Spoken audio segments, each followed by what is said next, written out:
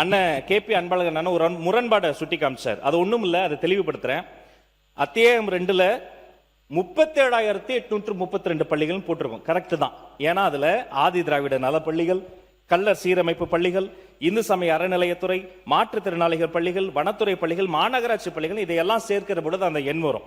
இப்ப மாறாக கொள்கை விளக்க குறிப்பின் முன்னுரையில் தெரிவிக்கப்பட்டிருக்கிற அந்த 37,539 பள்ளிகள் என்பது பள்ளி கல்வித்துறையினுடைய நேரடி கட்டுப்பாட்டில் மட்டுமே இயங்கக்கூடிய அரசு தொடக்க பள்ளிகள். அதுதான் அந்த டிஃபரன்ஸ். மற்றபடி இரண்டுமே கரெக்ட் தான். சில சமயம் நான் குறிப்பிட்டதுல ஒரு ரேஷியோ இருக்கு, ஸ்பெக்ட்ரம் இருக்கு. ஸ்டூடெண்ட் டீச்சர் ரேஷியோ 1 முதல் 5ஆம் வகுப்புகளுக்கு ஆசிரியர் மாணவர் நிர்ணயம் 1:30, 6 முதல் 8ஆம் வகுப்புகளுக்கு 1:35, 9 முதல் 10ஆம் வகுப்புகளுக்கு 1:40, 11, 12 அந்த ஸ்டாண்டர்ட்ஸ்க்கு 1:40. இப்படி ஒவ்வொரு பள்ளிக்கும் ஒவ்வொரு அந்த ஒரு வகுப்புகளுக்கு ஏற்ற மாதிரி அது மாறுகிறது. மேலும் கிட்டத்தட்ட சற்றொப்ப 1,24,00,000 மாணவர்கள் நம்மளுடைய துறையில படிக்கிறாங்க. அதுல 43 லட்சத்தி சொச்சம் பேர் அரசு பள்ளிகளிலும், சற்றொப்ப 19 லட்சம் பேர் அரசு உதவி பெறும் பள்ளிகளிலும் தான் படிக்கிறாங்க. நம்ம எப்பவுமே government and government aided school சேர்த்து தான் பார்க்கணும். அப்ப கவர்மெண்ட் ஸ்கூலையும் கவர்மெண்ட் எய்டட் ஸ்கூல் சேர்த்து பார்க்கிற பொழுது தனியார் பள்ளிகளில் படிக்கிற கிட்டத்தட்ட 62 லட்சம் மாணவர்கள் இணையாக அரசு மற்றும் அரசு உதவி பெறும் பள்ளிகளிலும் மாணவர்கள் படித்துக் கொண்டுதான் இருக்கிறார்கள். இது கல்வி என்பது அவர்களுக்கு கிடைத்திருக்கக்கூடிய மிகப்பெரிய ஆயுதம். ஒருபோதும் அரசு பள்ளிகள் அந்த மாணவர்களை கைவிடாது.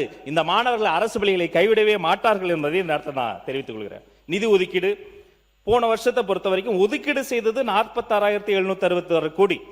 அதுல செலவினமானது 42,351 கோடி. தற்போது போன வாட்டி செலவினமானதை விட அதிகமாக 44,527 கோடி தான் ஒதுக்கப்பட்டிருக்கு என்பதையும் நான் தெளிவுபடுத்துகிறேன். எங்களுடைய சட்டமன்ற உறுப்பினர் சிந்து நிறைய கேள்விகள் கேட்டாங்க. அதுல சுருக்கமா முக்கியமான ஒரு விஷயம், தினசரி தூய்மை பணி, குடிநீர் வசதி, கழிப்பறை பராமரிப்பு, பள்ளி வளாகங்களுக்கு 24 மணி நேர பாதுகாப்பு ஆகியவற்றை உறுதி செய்யும் விதமாக ஒருங்கிணைந்த திட்டம். அதன் மூலமாக 139 கோடி சலுகை இந்த அரசு நடைமுறைப்படுத்த இருக்கு. அதை ஸ்பிளிட் பண்ணும்போது மதிப்பிற்குரிய அண்ணன் ஒரு ஈக்குவேஷன் சொன்னார். அது முதல் 8 மாதங்களுக்கு தான் அந்த தொகை. அதுலயும் இதே மாதிரி மாணவர்கள் 101 இருந்து 250 இருந்தா அது மாறும். அது 250 இருந்து 500 வரைக்கும் மாணவர் எண்ணிக்கை ஏற்ப அது மாறிக்கொண்டே இருக்கும் என்பதையும் நான் குறிப்பிட்டு சொல்கிறேன். மேலும் ஒருங்கிணைந்த பள்ளிகளின் கீழ் மாவட்டங்களில் பணிபுரியும் பகுதி நேர பயிற்சிகளை பணிநிறுத்தம் சார்ந்து நிறைய பேர் சொல்லியிருக்கிறாங்க. அதற்கு தனி நம்ம கமிட்டியும் போட்டிருக்கிறோம். அதை குறித்து இதுவும் நம்ம பேசியிருக்கிறோம். பகுதி நேர பயிற்றுநர்களுக்கும் ஓய்வு பெறும் வயது 50 60 உயர்த்தப்பட்டிருக்கு. மே மாதத்திற்கு 10,000 ரூபாய் சிறப்பு ஊதியமாக வழங்கப்பட்டு வருது. அவர்களின் விருப்பத்திற்கு ஏற்றவாறு இணையதளம் வாயிலாக ஒளிவு மறைவற்ற பணியிட மாறுதல் அதுவும் நடந்துகிட்டு இருக்கு. இப்ப இன்னொரு விஷயம், பொதுவாக என்ன சொல்லுவாங்க, பள்ளிகள்ல அரசு பள்ளிகள்ல மாணவர்கள் சேர்றது குறையுதும்பாங்க. இந்த இடத்துல நம்ம விஞ்ஞானபூர்வமா ஒரு விஷயம் பார்க்கணும்.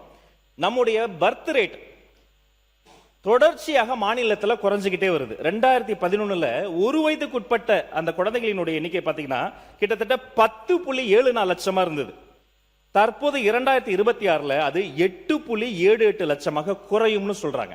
அப்ப இந்த பர்த் ரேட் குறைய குறைய இந்த தொடக்க கல்வியில் அந்த மாணவர்கள் இன்னைக்கு குறைவதை போல ஒரு தோற்றம் வரும். ஒண்ணு. ரெண்டாவது தெரியுமா, தனியார் பள்ளிக்கும் அரசு பள்ளிகளுக்கும் நிறைய வித்தியாசம் இருக்கு. தனியார் பள்ளிக்கு என்ன பண்ணுவாங்க, மெயின் ரோட்ல இருக்கிற மாதிரி பார்ப்பாங்க. ஒரு 50 பசங்க கம்மியா சென்டா கூட உடனே வேற இடம் போயிடலாமா பார்ப்பாங்க. ரொம்ப பிரைம் ப்ராப்பர்ட்டியில் இருக்கணும் பார்ப்பாங்க. ஆனா ஒரு குக்கிராமத்துல மூளை முடுக்கல 15 பசங்க வந்தா கூட அந்த பள்ளிக்கூடத்தை மூடக்கூடாது, அவர்களுக்காக தொடர்ந்து திறந்து பள்ளிக்கூடம் நடத்தக்கூடிய நிலையில் தான் பள்ளிக்கல்வித்துறை சிந்தித்துக் கொண்டிருக்கிறது என்பதை நான் கூறிக்கொள்கிறேன். அதனால என்ரோல்மெண்ட் ரேஷியோவும் பர்த் ரேட்டும் நேரடியாக நம்ம பார்க்கணும். சில பள்ளிகள் மூடுவதாக செய்திகள் ஒரு பள்ளியை கூட தமிழக அரசை பொறுத்த வரைக்கும் மூடவே மூடாது. 10 பசங்க சேர்ந்தாலும் திரும்ப திறப்பா அவங்களுக்கு பாடம் நடத்தப்படும் என்பதையும் கூறுகிறேன்.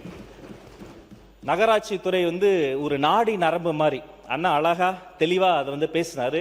நாம என்ன பண்ண போறோம் அப்படிங்கறத நான் சுருக்கமா சொல்லி, ஒவ்வொரு வீடுங்க ஒரு கனவுங்க. கஷ்டப்பட்டு ஒரு வீடு வாங்கிக்கணும்னு எல்லாருமே ஆசைப்படுவோம். இந்த கனவுகளை நிறைவேற்றும் இடமாக இந்த நகரங்களை உருவாக்க வேண்டும் என்பதுதான் மாண்புமிகு முதலமைச்சர் அவர்களினுடைய தொலைநோக்கு பார்வை. அப்ப குடிநீர்ல இருந்து கழிவு நீர் வரை, சாலை முதல் மழைநீர் வடிகால் வரை, தூய்மை முதல் பசுமை வரை, கட்டிட அனுமதி முதல் ஒப்பந்த பணிகள் வரை, பணியாளர் மாறுதல் முதல் பணியாளர் நியமனம் வரை, ஒவ்வொரு நிலையிலும் வெளிப்படை தன்மை முதல் முறையாக ஒரு டிரான்ஸ்பரண்ட் கவர்னன்ஸ் நகராட்சியில் நம்ம முதல்வர் கொண்டு வர போறார் என்பதை சொல்லிக்கிறேன். தொழில்நுட்பம், காலக்கெடு, பொறுப்புணர்வு ஆகியவற்றை அடிப்படையாக கொண்டு அரசு செயல்படும். நகர்ப்புற மக்களின் வாழ்க்கை தரத்தை உயர்த்த தூய்மையான, பாதுகாப்பான, பசுமையான, நவீனமான நகரங்களை உருவாக்குவதற்காக தான் அந்த அரசு பாடுபட இருக்கு. இங்க மிக முக்கியமான விஷயம் என்னன்னா, இதுல மேஜர் பங்கு யாருக்கு? சாலிட் வேஸ்ட் நிறைய வருது, அதை நம்ம மேனேஜ் பண்ணணும். கிளீன் வாட்டர் வருது, அதை ஒழுங்கா டிஸ்ட்ரிபியூட் பண்ணணும். சீவேஜ் வாட்டர் வருது, அதை ரீசைக்கிள் பண்ணணும். முடிஞ்சா ரீசைக்கிள் பண்ண இந்த வாட்டரை எல்லாம் மறுபடியும் ரீயூஸ் பண்ணணும். நடந்து போறோம், தெருவுல போறோம், அங்க தெருவிளக்குகள் கம்மியா இருந்தா விளக்குகளை அதிகப்படுத்தணும். விளக்குகளை அதிகப்படுத்தலன்னா அங்க இருக்கக்கூடிய ஸ்டே டாக்ஸ், அங்க இருக்கக்கூடிய அந்த நாய்க்குட்டிகள் என்ன பண்ணும், நம்மளை துரத்தும். வாகனங்கள்ல போகிறவங்களுக்கு அது ஒரு பெரிய பிரச்சனையா இருக்கும்.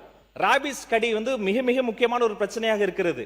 நாம என்ன பண்றோம், அந்த பாதசாரிகள், பயணம் செய்கிறவர்கள் மற்றும் அந்த விலங்கினம் அனைத்தையும் சேர்த்து இன்க்ளூசிவா நாம சேர்க்கிறோம். ஏன் தெரியுமா?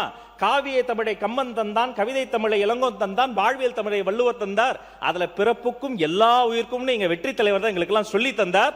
எல்லா உயிர்க்கும் சேர்த்து இந்த நகரம் வாழக்கூடிய ஒரு இடமாக மாறுங்கிறது எங்களுடைய எண்ணம். அதுல இன்னொரு மிக முக்கியமான விஷயம், பெரிய பங்குதாரர் யாருனாங்க, இந்த தூய்மை தொழிலாளர்கள். செத்து போன ஆட்டையும் மாட்டையும் நாய்க்குட்டியும் தான் சொந்த கையால் அள்ளி போட்டுட்டு அடுத்த வேளை சாப்பாடு சாப்பிடணும். நீண்ட நெடுங்காலமா போராடுற அவங்களினுடைய குரல்கள் கேட்கப்பட்டு சுமூகமான தீர்வை நம்முடைய சர்க்கார் அவர்களுக்கு வழங்கும் என்பதை நான் உறுதி கூறுகிறேன். நிறைய கோரிக்கை வச்சிருக்கிறாங்க. உணவெல்லாம், காலை உணவெல்லாம் போடுறோம், எங்களுக்கு வேணா அது படியா கொடுத்துருங்க, உணவு படியா கொடுத்துருக்கன்றாங்க. அவர்கள் நிரந்தர வேலை வாய்ப்பு கேட்கிறாங்க. பல்வேறு கோரிக்கைகள் இருக்கு. இந்த அமர்வு முடிந்தவுடனே அவர்களை எல்லாம் நேரில் சந்தித்து அவர்களுடன் பேசி ஒரு சுமூகமான ஒரு தீர்வை எய்துவதற்காக முயற்சி செய்யப்படும் என்பதையும் கூறிக்கொண்டு, குப்பை இல்லாத தூய்மையான நகரங்களை நம்ம உருவாக்கணும்.